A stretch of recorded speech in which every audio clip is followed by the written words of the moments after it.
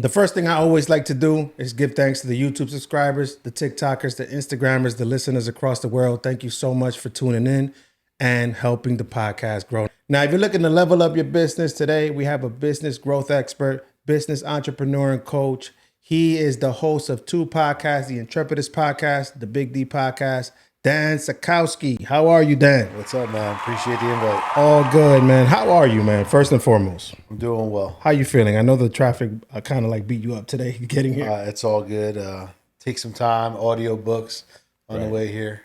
Yeah. Yeah, that's what I do too. Now I'm into like different audiobooks and podcasts instead of music. It feeds the soul at this point in my life. You know what I'm saying? So I like to always start in the beginning, you know, because we're gonna get into like business mindset, your upbringing, and how you became what you are today. But tell me a little bit about your upbringing and kind of like work me through, because nobody ever wakes up and says, "Hey, I want to be a business growth expert" or anything like that. You know, I want to know from the beginning, like, what was your mindset when you was young, and your upbringing? Yeah. So I grew up in Elizabeth, New Jersey. Okay. Humble beginnings. I would say my family was probably below average.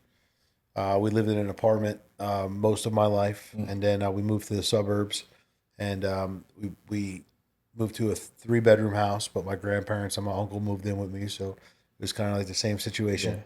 Yeah. And I just got to see a different side of life. I got to see, people who were making a little bit more money, just a different lifestyle growing up. And I just knew that where I came from and what was going on in my life wasn't what I wanted.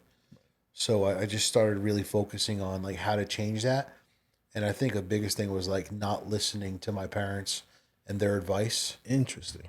Tell me more about that and how that turned out in the beginning. So I think a lot of times, listen, I love my parents, and I'm sure everyone loves their parents. And our parents, want what's best for us, but a lot of times what's best for us is things that they don't even know.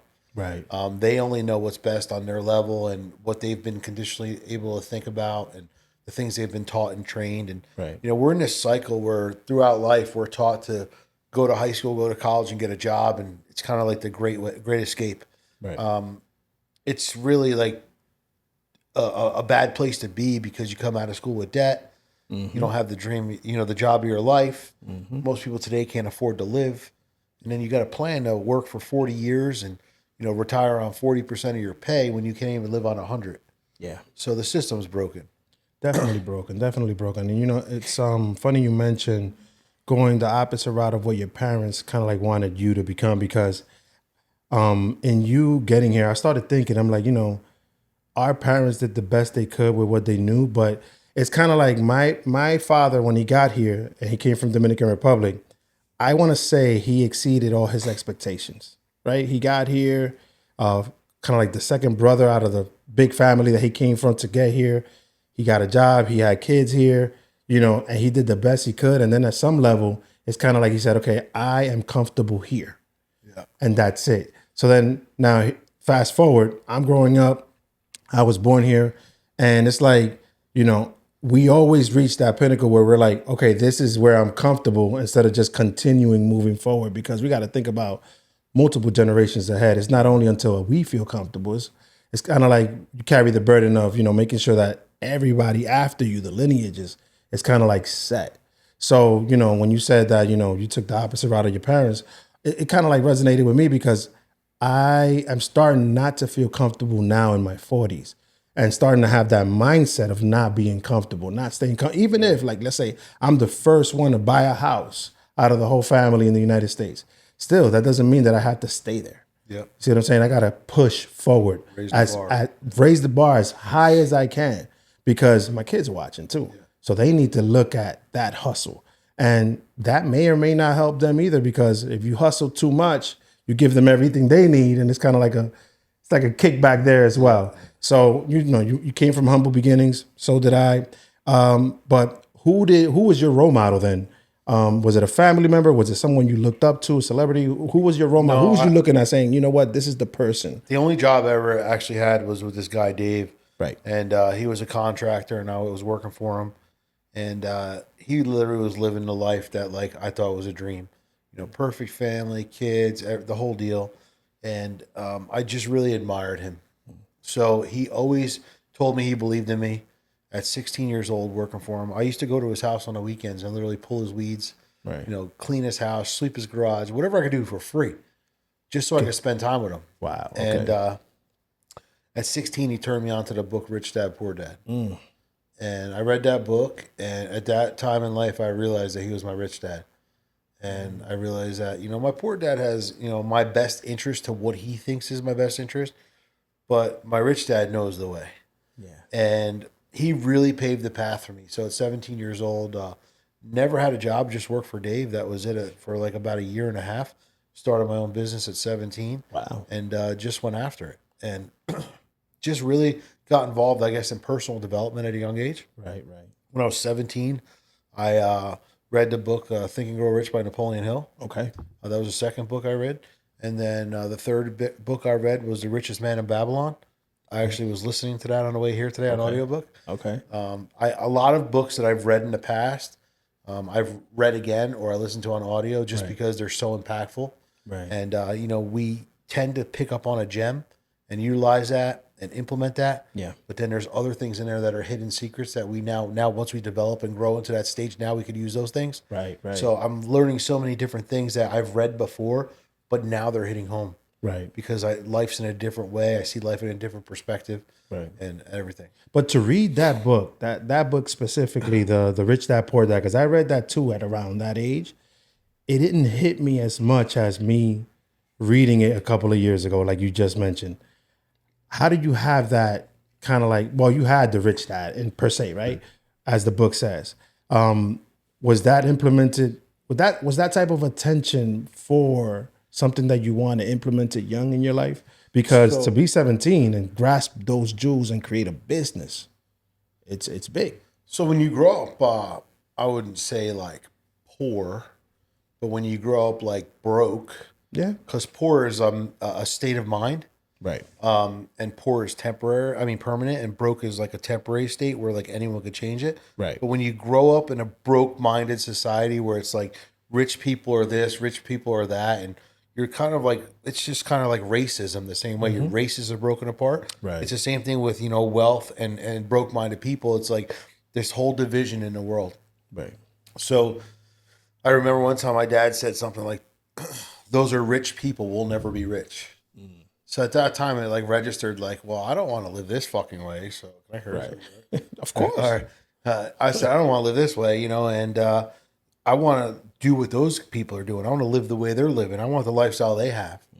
And I just realized that, my dad's ceiling was based in his comfort zone, where he was comfortable.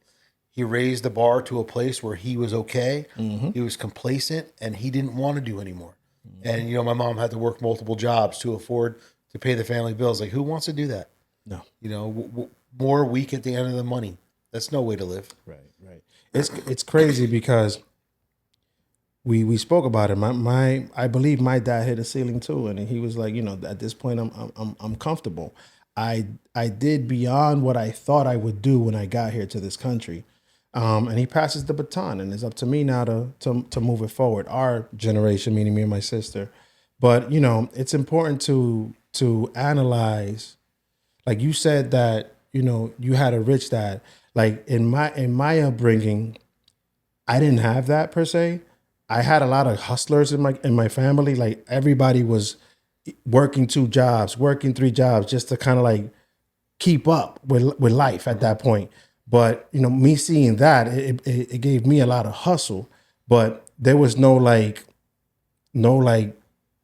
rich dad per se for me. Yeah. It was just a lot of hustle. And then some of us pick up those jewels late to want something better in life in the future. Now, you have kids, correct? Yeah, 3. How many? 3? All boys, girls? No, my 2 oldest are boys, 20 and 19, almost 21, Right. and 19, and a 15-year-old daughter. How do you, so you've been an entrepreneur all your life. Are they picking up those jewels? Both of my boys own their own business. There you go. That's perfect. That's the whole game. You're passing down the game. You're letting them know you could pivot. You could step outside of society and do something different and grow and become bigger than me. The ultimate goal is for our kids to be bigger than us, of course. But those jewels, and you mentioned something about we mentioned something about our dads having ceilings. That was part of their fears too. They had a lot of fear as well. They hit the ceiling, but I think it's mediocrity. I think the world puts you in a place where you believe what the world's saying yeah, that's true. versus dreaming. You know, Okay, there's something about like having a childlike mentality, and I think a lot of people who are successful still think like children. right. Like children are relentless. So at the end of the day, think about, you know, your kids, my kids. If you know, and I talk about this all the time. If the ice cream truck was coming down the street, and we're like, no ice cream before dinner or whatever, our kids are going to kick and scream, and they just got some kind of way to make us buy them that ice cream, right? So if we actually like listen to kids and their resilience and what they do to fight through it, you know, this is the way we all are when we're kids. But then what happens is as we get older, we start believing mediocrity. We start believing what the world's saying. We're believing the noise, and like, oh, you know, you wanted a Ferrari, oh, you wanted a Lambo, or you wanted, oh, well, you're just lucky that you have a car that takes you from point A to point B. Kind of like stay there. Now what happens? Like, oh yeah, I guess I'm lucky I have a car because some people don't have a car. Now you get put in this place where it's like, all right, well, maybe I just need to tone it down a little bit because I could maybe be walking somewhere. Right. No. You kind of feel guilty that you have a mindset of moving forward, right? Yeah. And it's kind of like and that's those conversations are key to kids. Like, no, push forward or stay complacent or stay in the fear mindset, or I'm passing down these fears to you, right? So here, keep them. You take them and you push them forward to your kids, and it becomes generational. Everybody starts thinking with that mediocre mindset, right? Everybody's in fear. My dad, now that we're talking, my dad always used to say like, oh, you know, if the rich this, the rich that, you know, they stole this money, they stole that money, when in reality, people are just going and getting it. And there are different ways of getting money out here. It's not only the 9 to 5, which is kind of like a mindset, like a box that we all get placed in, and we stay there. And a lot of us, like I have a cousin, AC Shots. Now he's a photographer, but he used to work regular job. He stepped out of it. It was the biggest fear of his life to step out of it in his late 30s, right? But he did it. He peeled back. He took the Band-Aid off, and it's the best decision he ever made in his life. But he took a chance on himself, or else he would have stood stuck there. I'm afraid to do that. I'm afraid to rip the Band-Aid and step outside of society's box, because I don't know if it's like my dad thing with me, or it's just a mindset that I have. Well, no health care. You know, I'm on my own, this and this and that. It's like a lot of negatives, a lot of cons. It kind of like pushes you away from just having that bigger dream for yourself. Well, number one, the fear for you is greater than the reward right now. Right. And once you start allowing the reward to be greater than the fear, you're going to go after it. And Right. the problem is I think you probably say, what if? Now change to what if. Like, what if it does work? Right. Versus what if it doesn't work? Well, you can always go back to where you were. Well, that's But true. what if it does work? Now you're going to be where you deserve to be. So you put these false limits on yourself based on what you tell yourself, and fear is false expectation appearing real, right? Right. So you allow yourself to stay up at night and think about the things that don't even happen. 90% of things that you worried about from day one in your life to now don't even ever happen. Wow. But you set yourself up in your mind to battle situations that never come about. How many shower talks have you had? How many car talks have you had? You're literally talking to yourself. When I go to this situation or I do this, here's how I'm going to do it. It doesn't work that way. When are you going to start gambling on yourself? You said before you're trying to teach your kids something, right? So if you're trying to teach your kids something, all you're teaching your kids is it's okay to like be secure and maybe like do this on the side. Yeah. But now you turn your side hustle into your real hustle, you know, because you have to get uncomfortable. And you have to allow yourself to know that your children are watching you. Someday is not a day of the week. It's every day. It's every day. You have to do it today. And if you believe in yourself enough that you see the possibility, you should believe in yourself enough to go after the possibility. Wow. If you try and you fail, you could always go back to what you were doing. And I didn't think about that until you said it, because a lot of us are just thinking, well, what if it doesn't work and that's it? What do I do? You could always go back to what you're going to. It's the fear, man. It's a lot of us are conditioned to be in fear. And to be honest, I want to say that it's a system that everybody, you give me, buy into it. and yeah, you buy into it, and people say, okay, $100,000 a year, that's enough, tax and everything. Let's say 40%, whatever, 30%. People get comfortable with that amount of money. And success is different for everybody. Success for you and success for me are two different things. I may be super comfortable with 150K. You may not. You may be comfortable with $1 million a year. And that's what sets us apart. You just took the risk. You know what I do? I don't even worry about money. Okay, I don't even have a threshold of the amount of money I make. I just know if I follow my passion, I follow my purpose, and I help enough people, I'll always be taken care of. So I think you have to put yourself in a space where, like, how about if tomorrow you got let go from whatever you're doing? What are you going to do? You're going to freak the fuck out. Yeah. So when preparation meets opportunity, that's where success lives. So if you literally go out there and just take the plunge and do what you got to do and just say, fuck it, dude. I mean, at the end of the day, like, is your family worth it? Because right now, you might talk about your family and all these big dreams that you have and all these things that you want to do, but you're not showing up. Right. To my full potential. Right. Right. Or even shit, I'm disappointing myself. But there's things that you can do. Right. Right. So when I coach people, I say, like, if you believe that you deserve to be there and you start seeing yourself in those places before you arrive, ultimately it's going to happen. But if you say, I don't know, I hope, I'll try, I can't, these are all limiting beliefs in your life. Can't's not even a word. Everyone says it. It's not even in a dictionary. Wow. Try is, what happens is I'll try. Well, like, I'll try to work out. This is like almost like a New Year's resolution. I'm going to try to lose weight this year. Don't even start. You've already failed. True. If you say, I'm going to do something, right? What do you do for your kids? Like, if your kid's riding a bicycle and they fall, you get back up and go. Right. Why aren't you doing the same thing for yourself? Listen, you're going to trip and fall. You're going to scrape your knee. You're going to hit your head along the way. Right. But at the end of the day, you're a big boy. Yeah. Do it. And that's just what I tell people. 100%. Yeah, they could let me go on my job tomorrow and I could be, in a position where I lost it all anyway, like you just said. So, I'm at the point right now, I'm not gonna lie. I'm at the point right now that I'm almost willing to take the risk, but even in me saying almost willing, there's still some fear there. Because I have my kids, I have my family. I feel like, I'm not the only one providing or working, but it's like, shit, what happens if? And I battle with myself all the time in that sense. What happened during COVID? You figured it out, right? Oh, but I kept my job. But it was a crisis. Still, it was definitely a crisis. Things got more expensive. Things 100%. Got crazier. You were dealing with a rush of life that you never dealt with before. 100%. But you figured it out. Why? Because you had to. Yeah. Like, I think when you come to a point where it's like you have no other choice, that's when it happens. So I could take you to when I was 24 years old. I made $680,000. Okay.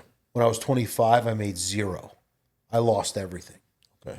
My back was against the wall. I had no other choice. I didn't know what I was going to do. I had 2 kids. I had a house. What am I going to do? I'll do anything, bro. I'll sell lipstick door to door if I can make money. Yeah. And at that point, I was desperate enough to be a servant for my family, no matter what I had to do, and I was going to do it. And there comes a point where it's like, if we're making money and we're living, but are we really living? Right. And it's always the times where it's like the most drastic turns in our life come at the most desperate measures. Right. But if you wait for that time, it makes it 10 times harder. Right. No, see, your back was against the wall at that point. So you was just coming out swinging and whatever. I didn't care. You didn't give a damn. You was just out here saying the kids had to eat. Family had to be provided for. They all looking at you as a provider. So, you came out swinging and you did what you had to do. But you had experience since 10 years prior. That was in your 20s, right? 26? Yeah, like 7 years. But dude, I only knew construction. I didn't do construction after that. Okay. I was selling phone service, bro. But you figured it out. Yeah, man. I made $100,000 that year. Wow. So I went from 600 something to 100. But again, I did something. You did something. What's the majority of the world do? I'll just collect unemployment for 6 months. Yeah. 100%. That's the mindset. Let me rob the system so the system robs me. Wow. That's the same thing with I work for this company that provides jobs for people, helps people get training. But even in me, in those inner city communities, helping people, you find out that people are very complacent where they are, Yep. receiving their, their benefit. And a lot of it is not by choice. A lot of it is by circumstances as well. So you gotta kind of like understand it. But if you're shit, anybody can make it out of anywhere, is what you're saying. 100%. But a lot of times people have to be placed in a position where their back's against the wall. They have no other option. But it'll be 10 times worse if you haven't even tried to get off your ass and do something. You're about it. buying their excuse that it's because Yeah. of circumstances, because that's what they're telling themselves and that's what they're believing. But there's been many people Right. who were homeless and became millionaires. Oh yeah. Slept on, my friend, bro, he makes like, I don't know, a couple $1 million a year. 6 years ago, he was sleeping in Central Park on the bench. Wow. Then he rented a room with a bunch of guys that didn't even speak English and slept there for $500 a month. Okay. And he didn't even go there. He would literally just go to Barnes and Nobles or Bookstore, whatever, and he would read books just to be better. So when your purpose, the reason why, becomes greater than your excuse, Yeah. everything starts to happen. True. I see your point. I see your point. Now, since you're a dad, though, and we're on the Dad's Group Chat podcast, your kids saw a lot of this growing up, right? You was an entrepreneur since they were born, pretty much.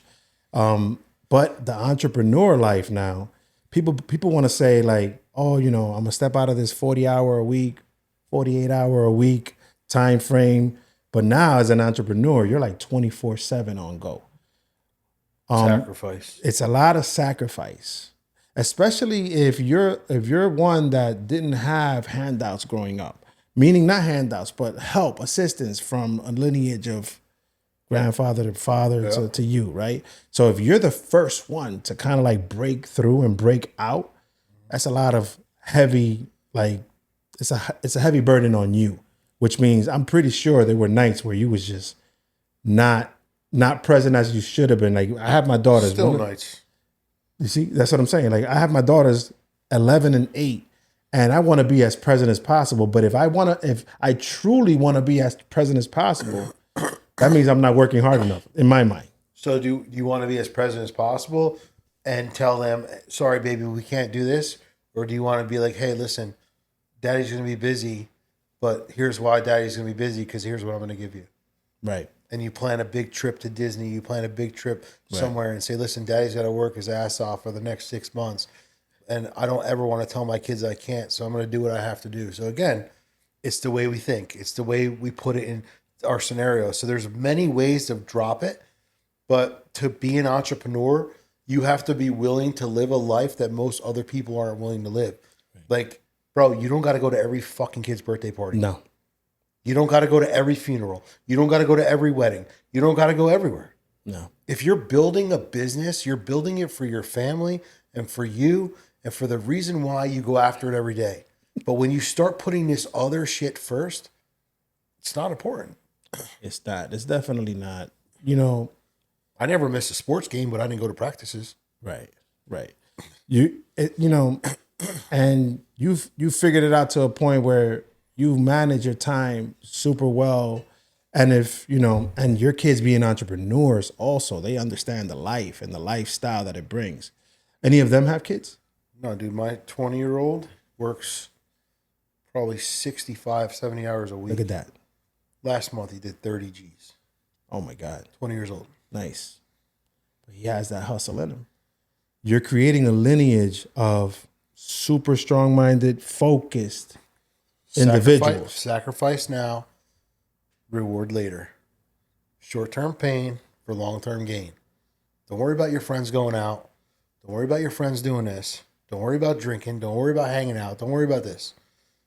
Grind for the next 5 years, because by the time all your friends get out of college, they're going to be looking for something and you've already arrived. Right. Let me ask you, because as many know, in the entrepreneurial route, the lifestyle, it's a lot of up and downs, right? Oh, yeah. And, I want to say that in that world, you take a loss as a very important lesson all the time, and you pivot and move forward. Be honest, how many times have you hit rock bottom and picked yourself back up? Many times. And has it helped? Of course. It helps everything about you. It lets you go to bigger places, better destinations. Allows yourself to, be leveraging out because of experiences. You learn and grow through things versus not going through things, right? So it's like, I don't know, a few weeks ago, I was at this restaurant with this dude, and this guy shows up, and he talked about how he just retired, and he showed up to work every single day for the last 40 years, and it was the same shit over and over again. But he knew what his life was going to be. It was a daily routine. I go, so what was so exciting about showing up? He goes, knowing that I could retire with this much money. But this is the way, like, the baby boomers thought. This is the way everyone else thought. Yeah. So when you take entrepreneurship, here's what I compare it to: being a father. Okay. Talk to Bro, me. first time you had a kid, first time the kid came out, Shit. that poop was tar. It was fucking, bro, what the hell is this coming out of his ass, right? That's facts. Freaking out. I can't believe the hospital gave me a baby to take home and shit. Right. But think about this, like, up at night, crying, some responsibilities you didn't have before, cleaning bottles, feeding babies, all this stuff. And, like, you were doing things before you had a kid. Now all of a sudden you have a kid and you're not doing things. So you had to adjust. And there were times where you're just like, you know what, like, this is burning me out. But did you quit? No. Why? Couldn't. Because you're a child. Yeah. But it's easier to quit being an entrepreneur because you can always fall back to mediocre life. So I tell people, if you act as if your business, whatever it is you're trying to build, was the same way you wanted to build a dynamic family, you'll always be okay. You're going to fail in life no matter what you do. Yeah. We all fall short. I heard a statement the other day on this very podcast. Someone said, you're going to fuck up your kids too. At some point, you're not going to be there for all their accolades. You're not going to be there for all their, like, moments that they really truly need you if you're an entrepreneur. If you're out there getting it, working 80 hours a week plus some, right? I've missed my kids' birthdays, bro, being on business trips. I missed my brother's wedding being on a business trip. Wow. I committed to this business trip prior to my brother's wedding. I'm a man of my word, bro. This is business. I'm sorry. I got to go. Yeah. What am I going to do? And the same thing, I can't help that the dates of these events fall on my kids' birthdays, but the majority of people, oh my God, I can't miss my kid's birthday. Your kid's not going to be mad that you're not there at his birthday. He's going to be excited about what you give him, whether you give it before his birthday or after his birthday. That's right or true. wrong. That's and he's true. and he's going to be excited that you can do things for your kids that are beyond what other people can do for their kids. Right. But we allow ourselves to believe all the shit that we make up in our head, and this is why so many people are stuck. Right. I like that you compared, fatherhood to entrepreneurship, because there's no book for this shit. There's no book for entrepreneurship either. It's like it's you're just going on a whim. You're figuring it out as you go. That's a perfect example of something being compared, because you think that, okay, they gave me a baby at the hospital. I'm like changing Pampers, something new, feeding, middle of the night, all that. And as they grow, the challenges become different with kids. Yeah. Now they're toddlers. Now they're teenagers. Whole different. How old are your kids? 8 and 11. One is about to be 9. So, bro, you're good still. Right now. Until they become like 14, 15. No, Right? listen. You're gonna be no cool. You're not gonna be cool anymore. 100%. They're girls, so they're daddy's girls. But still, I see my 11-year-old who's about to be 12 soon, just slowly inching away. And then, my mother told me the other day, you think these problems stop when they grow and they leave? No, they become adults, and that's a different Bigger problems. Yeah. So it's just an ongoing shit of problems. So a lot of us parents, and I want to say the most of us, we fear not being there for our kids. We fear not giving them everything that we didn't have. In your case, I want to say that you took what your dad kind of like instilled in you, and you flipped it. And you flipped it for your family, which was great for you. But not everybody has that mindset. So my next question becomes, are you upset at people? Do you get upset with people when you see potential for them to be full-on entrepreneurs and they don't tap into that? So I don't get upset with people. I just get upset when they complain about the results they're getting in their life. And I say everything that's happening in your life is a direct reflection of who you are.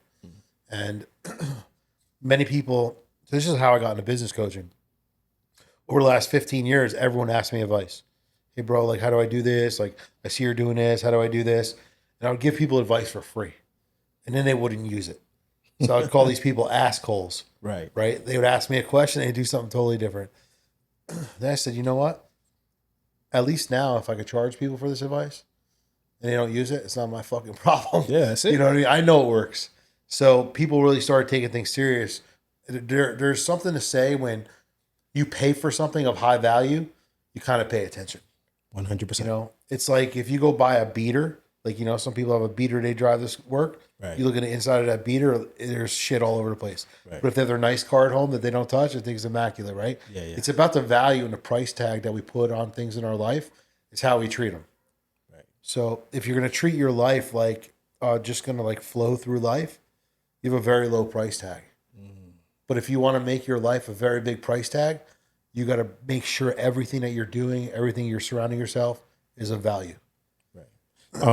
So when you look at entrepreneurship, now that you are actually charging for your services, those people that were around you asking you for advice, have some of them come back around and really applied it?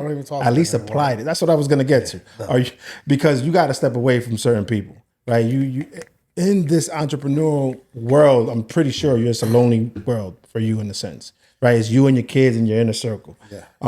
But those people who are just kind of like leeching off information that they're never going to use, you know, take the entrepreneurship out of it. There's people out here sucking the life out of someone for advice and they're never going to use it. Meanwhile, that person's lasting 2 hours with you talking, 3 hours with you talking. It's kind of like, I wouldn't allow that. No. I stopped. People allow that. People allow that. I used to be that person that used to like sit down and listen and give you 100 different ways to figure it out. And then you go ahead and do the total opposite. Shit would get me pissed. But you know, this is why I don't go to places. Like I don't go to barbecues. I don't go to parties with mediocre people, because at the end of the day, we're going to talk about a common past. We're going to talk about the things that we used to do or the trouble we used to get into.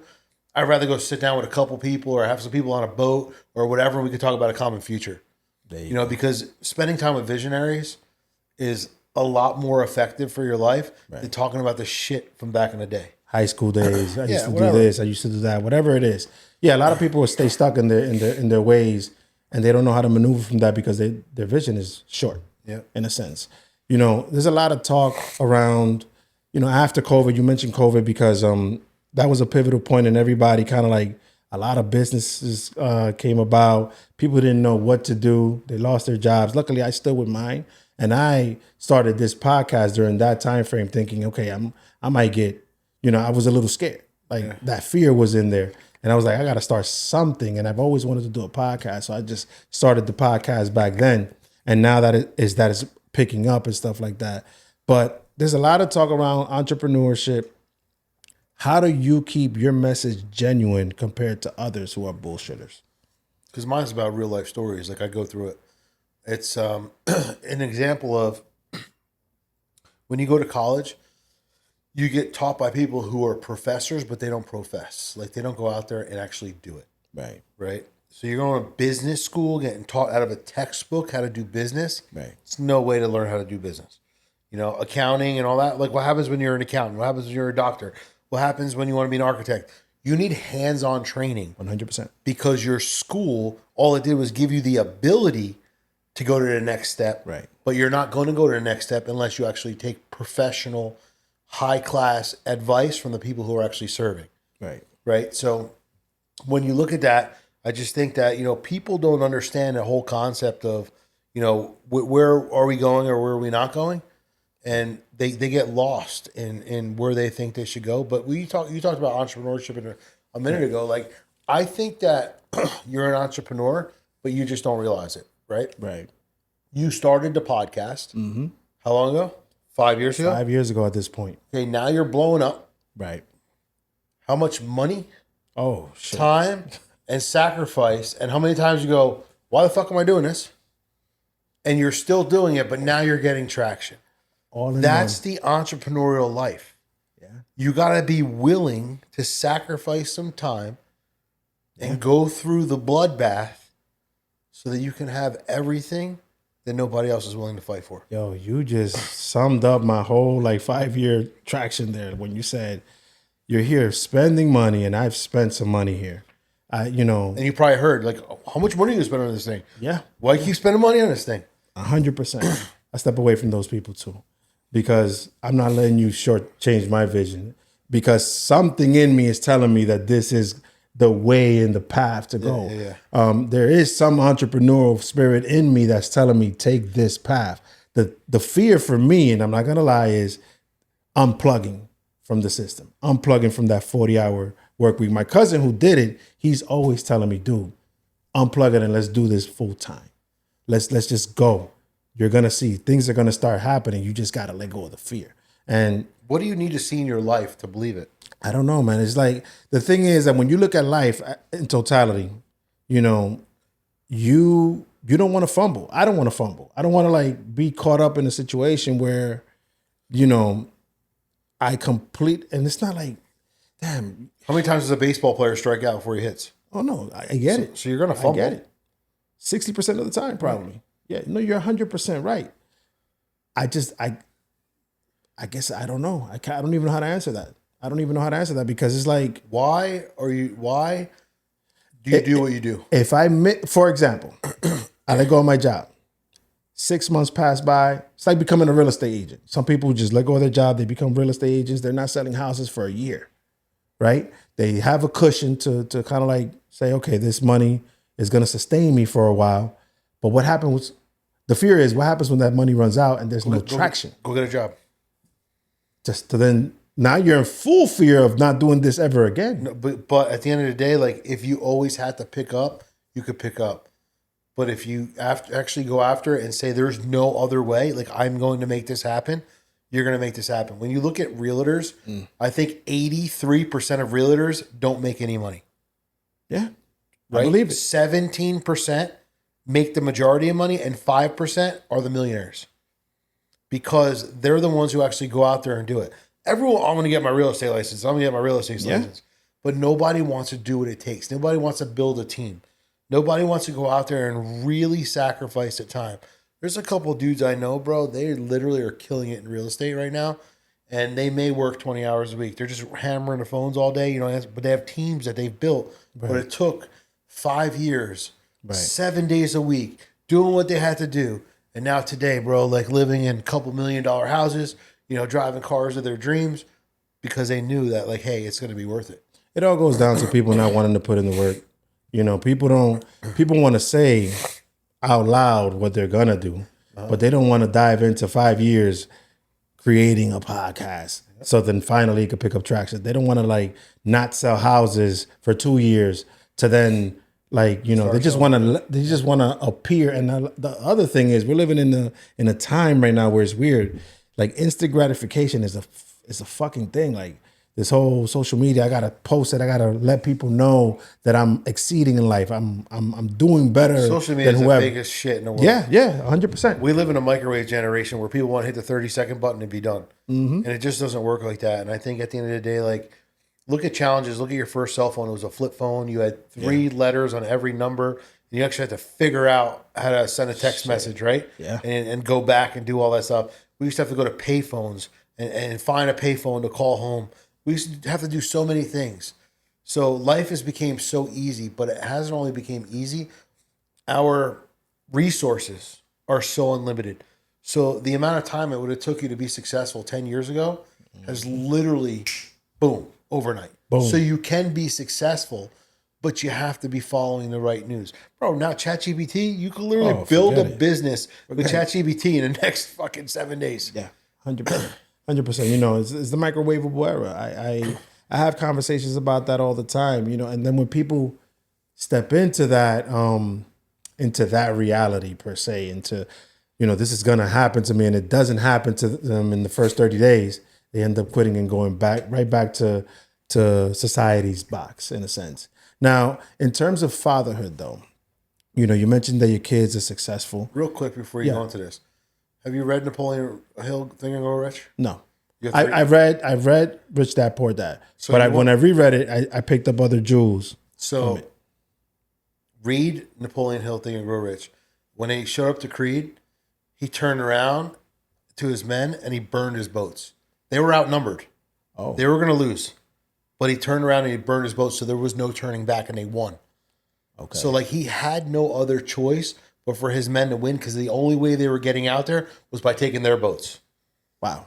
So that whole concept of whatever's going on in your head for you to be an entrepreneur or start your own business, if you read that book, bro, I guarantee the mindset shift. It's just one thing, one little tweak, and it'll change your life forever. No, people are always one decision away from completely pivoting the generations at that point, from poverty to endless amount of resources, right? So it's like it's just a fear, man. The average entrepreneur doesn't happen until you're 40 and 50 anyway. Yeah. So you're on the right path. Yeah, 100%. Who knows, man? I may just call you one day, say, hey, Dan, you know what? I did it. It's probably going to be a year from now. So I was like, Dan, I ripped the Band-Aid, man, because I had no choice. Or for me, Don't call me. Post a picture with your kids and say you did it. there you go. I'm going to do that. I don't want to put this out there like that, like for it to happen. But for me, Put it out there, dude. Hold yourself accountable. I'm going to say it. For me, I have to be, my back has to be against the wall. Like I have to get fired from my job and then be like, okay, I have nothing else. I'll make sure he fires you next No. week. No way. It's funny because at that point, I feel like I fully will commit to something. I have no that's the way I feel like I operate. You know what you want to do or no? I want to do this type of work full time. I want to do this, like content, podcasting, travel podcasting, vlogging, travel, like that type of. So then you're on the right path. You're building your platform. You're doing what you got to do. And at the end of the day, like you may have to sacrifice like some other nights during the week to do more, to get more content out there. Yeah. But dude, like think about where you were 5-6 years ago. Oh, 100%. Compared to where you're now. Now you're just going to go in the next 2 years and double that. And then 3 years from now, triple that. Yeah. So it's going to take time. And then once you get to 100,000 subscribers, like, bro, it's going to be like, shit, that took 10 years. Yeah. But now you're on your path. No. And if this is what you're looking to do, you got to build this platform slow and steady. Like even with me with podcasting and, business coaching, I still have other businesses and other things that are funding me. Right. But this is my future. Right. So you're doing good. If this is what your end goal is, right, just keep plugging away, but figure out how you can maybe put a little bit more time in, right, at certain times or whatever it is, and just figure it out that way. I mean, the end goal is multiple investments, but a source of income coming in from an entrepreneurial stance, yep, and then branching out to multiple investments in other countries and stuff like that, buying properties, like have a portfolio and build that. Because I do know some people who have done it. And I'm not afraid of the work at all. I'm not, because I'm gonna dive right in. It's just unplugging. Why can't you buy properties while you have a job? No, you can, but then you're in debt, and then I have nothing. You're not in debt because you're using other people's money. I gotta teach you how to buy houses. No. See, you don't use your money. No. I know where you're going with that. I know where you're going with like the HELOC and all that stuff. No, take out. Okay, there's investors out there, bro. People will give you money. Okay, and you can buy things and get rid of them. Dude, there's ways into real estate, but having zero. Okay, and you don't have to borrow from your house, borrow from yourself. Plenty of people will give you money. There's so much money in the world. They're printing it every day, bro. Yeah, people want to give it away. You just have to have the right opportunities. Have to have the right opportunities and the mindset. Both have to go hand in hand. Like I feel like I have the mindset. I feel like there's a lot of opportunities, but again, we go back to it. It's like the end game for me has to be the plug. You're just scared. That's it. You would have caught me 12, 13 years ago without kids. I would have been in a different. But it's an excuse. It is. No, I get it. Bro, listen, this is the way I want my coaching I like clients. it though. I like it. I like it because it's like you have an answer for everything. I see it. It's just I can't reach out for it. It's kind of like what I'm saying. I don't know. What are you doing? You're having a barbecue tomorrow? No. So I'm just having a family gathering. Family hour? Yeah. So why don't tomorrow morning you just sit with your two daughters and you just say, hey, listen, you know what Daddy's going to do? Daddy's going to make some big moves in the next 12 months. Okay. What do you guys want? What do you guys want out of life? What do you guys want to see? What would make you guys happy in the next 12 months? Wow. Why don't you talk to your kids? Get them involved. Get them wrapped into what you're doing. Their kids, they're gonna go wild Don't matter. with their dreams. But that's But the thing. That's what I need. They're gonna make you dream. Yeah. Yeah. You said it earlier in the podcast. You Your said, box is closed, bro. Their box is open. if we listen more to kids and we act more like kids, it's like we're more receptive to just trying shit, just going out there and doing shit.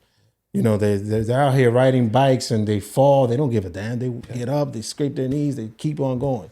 You're right. You know, I guess that's kind of like the mindset you implemented on your kids, on your children all the time. I let my kids have a high IQ, a high I quit attitude.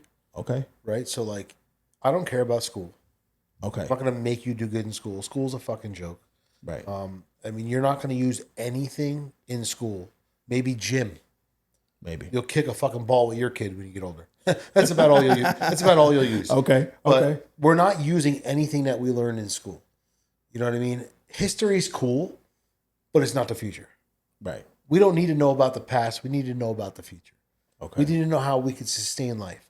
If school taught us how to balance a checkbook, pay bills, live at our means, not above our means, not worry about what society thought, investments, whatever, anything besides what they teach us, imagine where the world would be. But it's an agenda to keep everyone average, complacent, and in a spot because, listen, we all need people who are going to be pencil pushers. We all need people who are going to be, tying their boots up every day, whatever it is. 100%, yeah. But let those people be those people. But there's so many people who have the ability to just do so much more, but they're just not.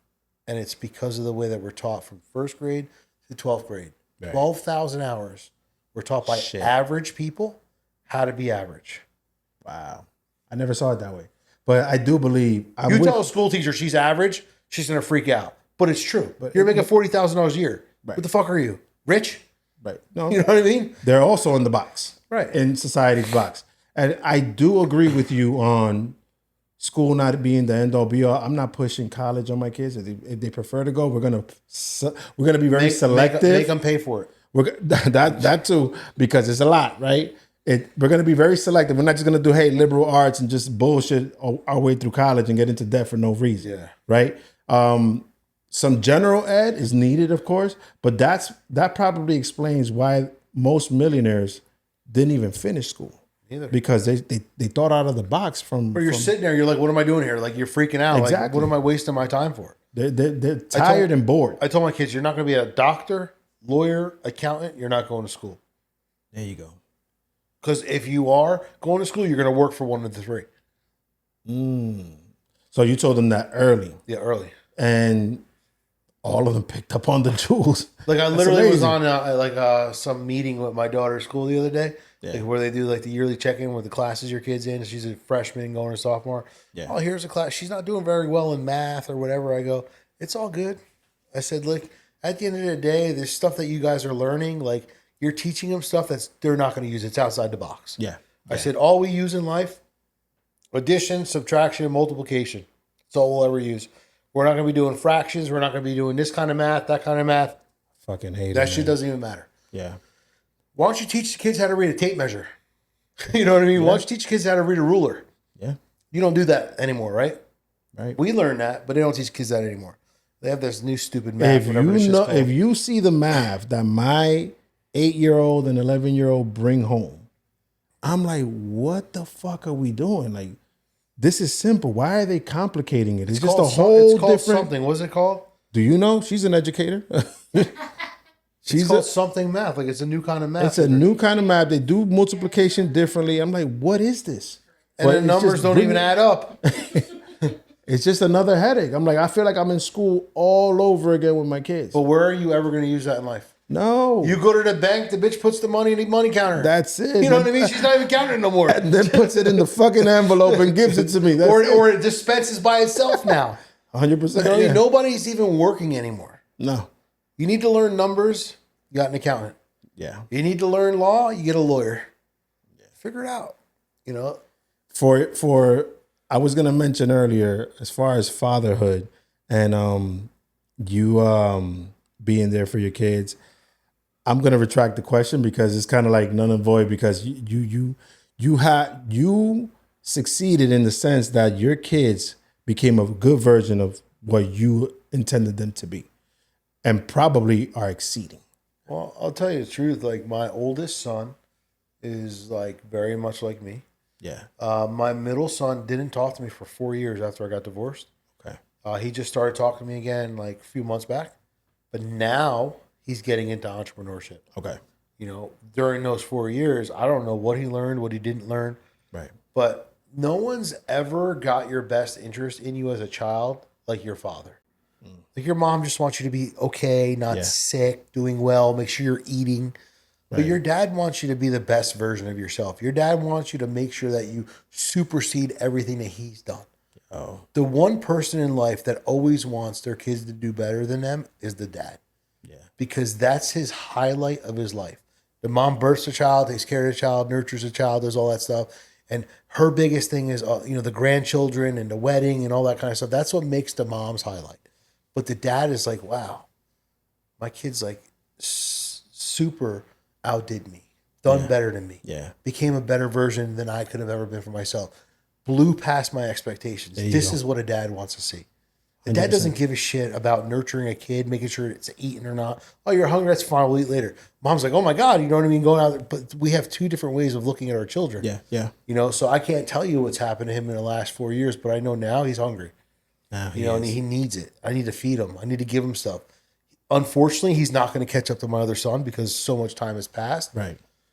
But my other son will be a great guide for him There you go. to see possibility.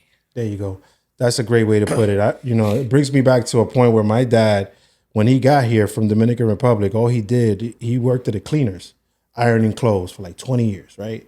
And I remember one day being like 10, 11. I remember this vividly. I told him, I want to be just like you working in the cleaners when I grow up, because I saw he was making money and stuff like that. And it was hand over fist or whatever. But he told me, and I remember clear as day, he told me, he's like, I will never hand you an iron. Are you crazy? You're going to be better than me. Your dad always wants you to do way better than what he did. And like I told you earlier, like for my father, I want to say he probably saw himself, like in hindsight, now in his 60s, looking back, he's probably like, I superseded every one of my expectations. But I expect you, son, to blow my mind when you get to this stage in life. And that's the purpose. That's the end game right there. It's kind of like what life is all about. So it brings me back to the point again, like ripping off the Band-Aid is the only way for me, because I feel like it's a calling for me. So as a I need to step into father, it. we have grit. Our job is to build a legacy. Our job is to build an empire. Our job is to like really go out there and show the younger people in our life what's possible. When you got a mom who's the breadwinner and a dad who's a fucking leech, Right. like your kids will never learn anything. And then what's going to happen is adaptive behavior. Your kids will marry into the same thing because that's all they know. Mm-hmm. That's all they see. So if you don't have the dad who's fighting, like I put it this way, like if my son never talked to me again, I'm not sure, what kind of woman maybe he would marry. I'm not sure, what kind of relationship he would be in, because he doesn't see the father role. He doesn't see, what I'm doing at the point of adulthood. Right. And then my daughter, when I got divorced, the reason why I filed for divorce was because we had a really shitty marriage. It was both of our faults, but at the end of the day, like I had a 10-year-old daughter. If I continue to do this for the next 10 years, because what does everyone say? I'm sticking with it for the kids. Right. That's the worst thing you can do. 100%. You stick with it for the kids adaptive behavior, they think it's normal, then they go on to live the same life. So I said, I'm not going to live this way for the next 10 years with my daughter. I need her to understand what love is, that this is not love, and that it's okay to walk away from something that's not feeding you. You did the right decision. A lot of people stay because of the kids, and and even like let's say our parents, they really adapted that mindset about staying with the kids, because back then, a lot of my friends, even family members, cousins, like we were seeing our parents and our friends' parents, like this is not gonna end well. But you could tell, like fast forward to this point, those people are still together, and it's a horrible dynamic. And I'm starting to see what you're saying about the kids picking up those behaviors and applying them in the day to day. Like It's like generational curses, bro. it's That's all generational it curses. knows. You did the right thing from moving away from a bad situation, and you know your kids. It was hard, dude. Listen, I I'm had to pretty rip sure. the Band-Aid off, right? Right. But again, make excuses on why I should stay, or just do it now because the longer I go, the harder it gets. And going through the divorce process for 3 years was a nightmare. It was one of the worst times in my life. But listen, all it did was trigger me up to some of the best times of my life. There you go. And you know that you're going to go through hell. You know, like to be at the top of the mountain, you got to be at the bottom of the valley. And you got to climb. You're going to fall.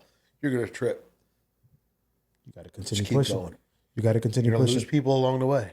Was it ultimately that mindset about you having about your daughter's future that kind of like pushed you over that edge? So if I had 2 boys, I don't think like I would have ever like really pushed the divorce factor as much as I did. But having a daughter, I knew that like when you have a boy, I was just talking to someone about this the other day. Like when you have a boy, like you have a good relationship with your son. It's a bond. But when you have a daughter, you have a love. Yeah. Like it's a love that you've never experienced in your life that you can't even explain. Like you don't love your wife this way. You don't love your mom this way. You don't love your boys this way. You have this kind of heart that just gets in sync with your daughter that you've never experienced in your life. And your biggest fear was probably having a girl. I didn't want to I didn't want to have a girl. Oh yeah. But when you have a girl, I think slows you down a little bit. Yeah. And you start seeing things a little bit differently. And you start becoming more compassionate. You start, you know, just being more of a genuine person. Because when you're a boy dad, fuck this, blah, blah, blah, you know, go whatever. Yeah. When you're a girl, you just have this different way about you. And I'm telling you, it changed my life having a daughter. And I just think my perspective is always out for her. Because my boys will take care of themselves. You know what I mean? Like they're men. And that's their job. Their job is to go out there and be the lion. You know Be the what I mean? lion. 100%. But my daughter needs to understand, like, those are her role models.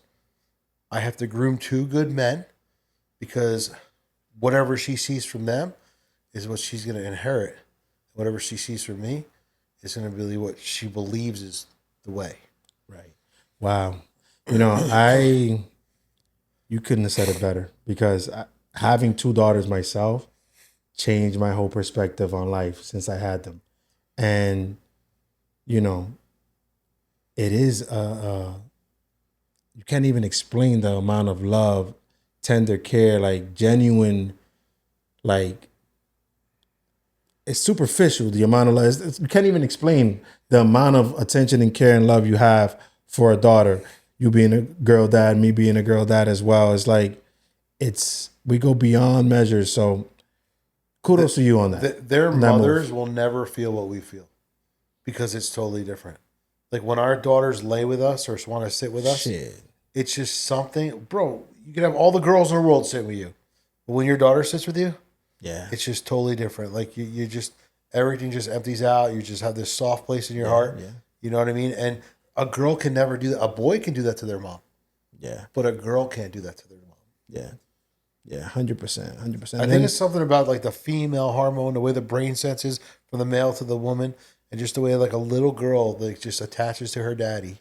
That's it. It's just something that like I believe every man should experience. Every man, 100%. Because I feel that every day with my daughters, and like you said, you know, they're growing, like they're 8 and 11. They're about to hit that pivotal age where I'm not gonna be cool or anything, but I could tell you for sure, and they tell me this now at this age.